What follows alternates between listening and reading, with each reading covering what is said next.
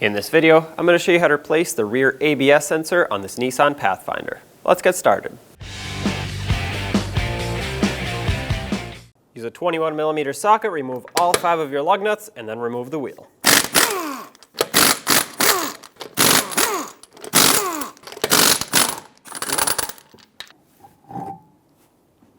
On the back side of the knuckle with the wheel off, you'll be able to see where the ABS sensor goes right into the knuckle. You'll need to get a 10mm socket on this bolt here. This one's pretty corroded. I'm going to take a hammer and tap my socket on. I already sprayed the entire area with rust penetrant, so hopefully that's going to help. Let's break this free.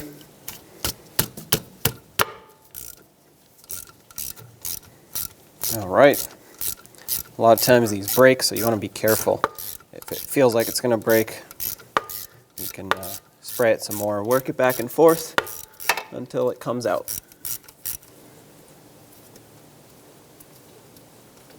Okay, take this out of here. We just have to remove the sensor. I'm going to spray it with rust penetrant again. And next what I want to do is get a little screwdriver and actually chisel right into the top or the bottom of it, preferably the top, so that rust penetrant can soak in there. Basically what I want to do is pry it just a little bit away from the knuckle itself.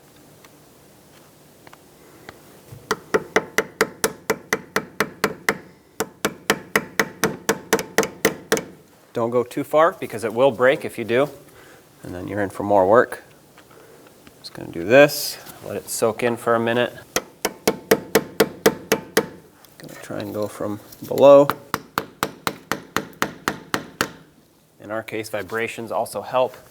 Tends to break that free. Some more. I'm going to try and grab it with some pliers, see if I can twist it at all. Looks like it's moving a little. Okay.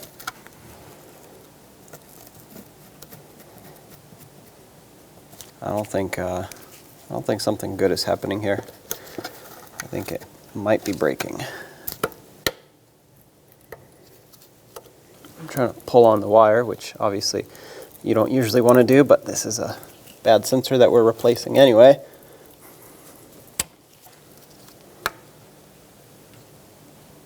Yeah, that's not what's supposed to happen here.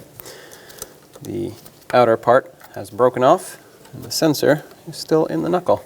We can work with that. It's just going to be a little bit more work. So hopefully yours comes out the nice way. It should just pull right out.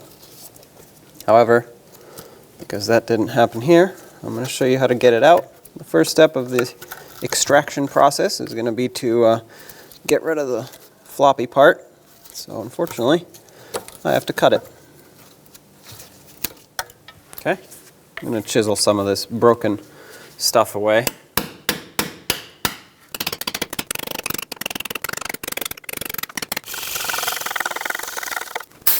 Alright, so doing that, cleaning and wire brushing and using some brake parts cleaner shows me the exact outline of the sensor. Now I'm going to put some rust penetrant on it again.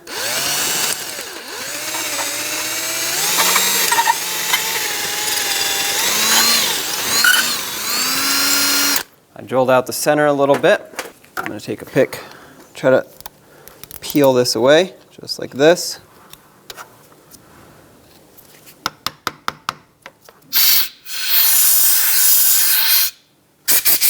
I'm going to continue trying to peel it off with the pick.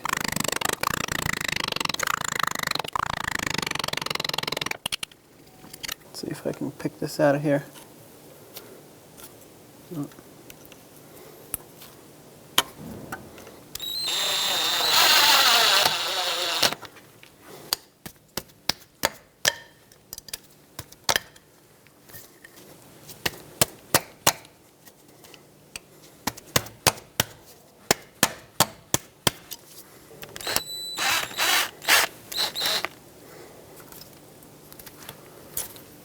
There it is. No damage to the hole. ABS sensor is extracted. Obviously we're going to have to clean that up a little, but this is what we are fighting with. As you can see, the thread marks right here, that's where I screwed in my screw at the end so I can extract it, and it worked. Now if this doesn't work for you, you're gonna have to take off the rotor or the caliper of the rotor, your brake shoes, and get to the ABS sensor from that side, but I wanted to avoid doing that.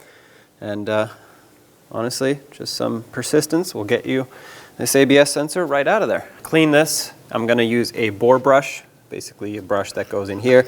I'm just gonna work it back and forth and make sure that it cleans everything in there. We're gonna rinse it out with brake parts cleaner. And if you have some, it's a good idea to blow some compressed air in there to clear everything out.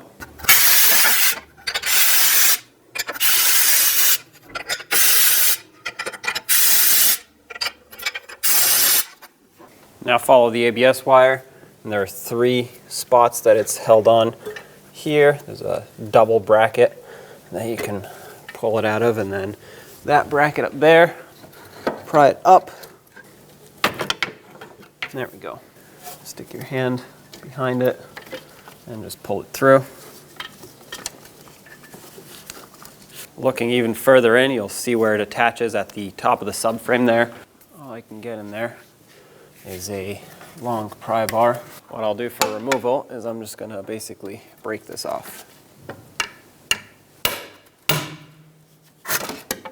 And now looking from underneath, you can see that on the back of the subframe right there, behind the rear axle, is where the ABS sensor is connected. This is what we're gonna have to unplug in order to get the sensor off of here. So I'm gonna try and do it without disconnecting this retainer, but if I need to, I will disconnect it just because it's kind of in the way here.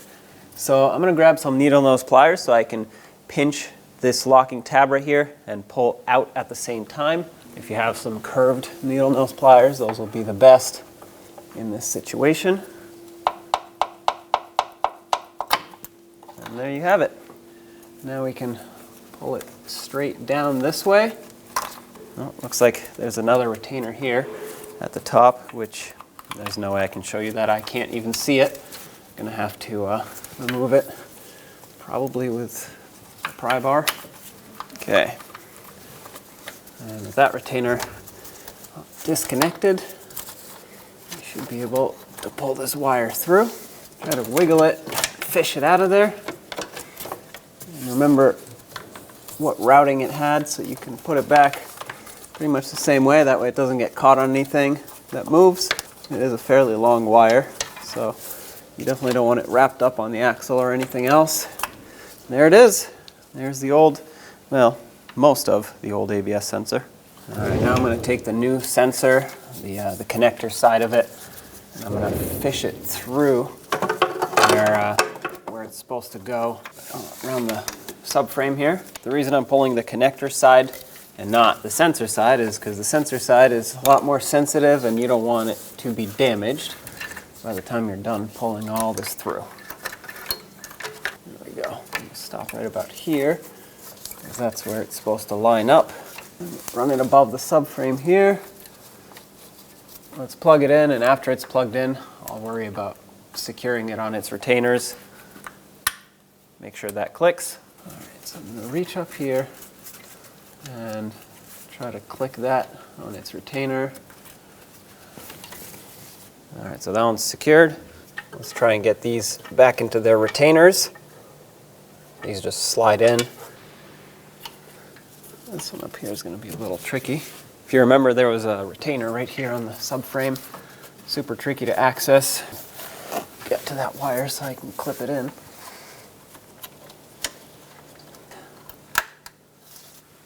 Before I put the sensor in, I'm going to load it up with grease, but only on the base of it, not on the end. That's where it reads, and if you put grease on there, it's just going to build up a bunch of junk and it won't read properly. But it is important that you grease this area up or use anti-seize or whatever you want to use, so that next time this has to be removed, you hopefully don't have to go through the same annoying process again. And there you go, this slides all the way in as it should, easily. You should not have to tap it in at all. If you cleaned up the bore enough, thread this bolt on by hand. You don't want this to cross thread.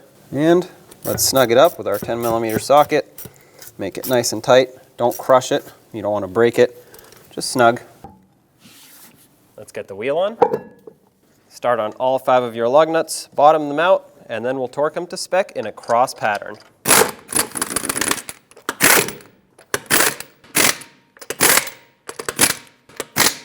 .83 foot-pounds is the torque for these. Go in a cross pattern.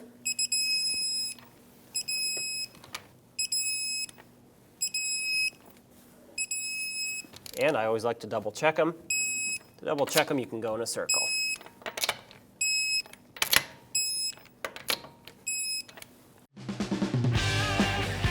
When only the best will do, demand TRQ.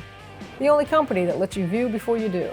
TRQ is committed to offering the highest quality aftermarket auto parts that are engineered for peace of mind.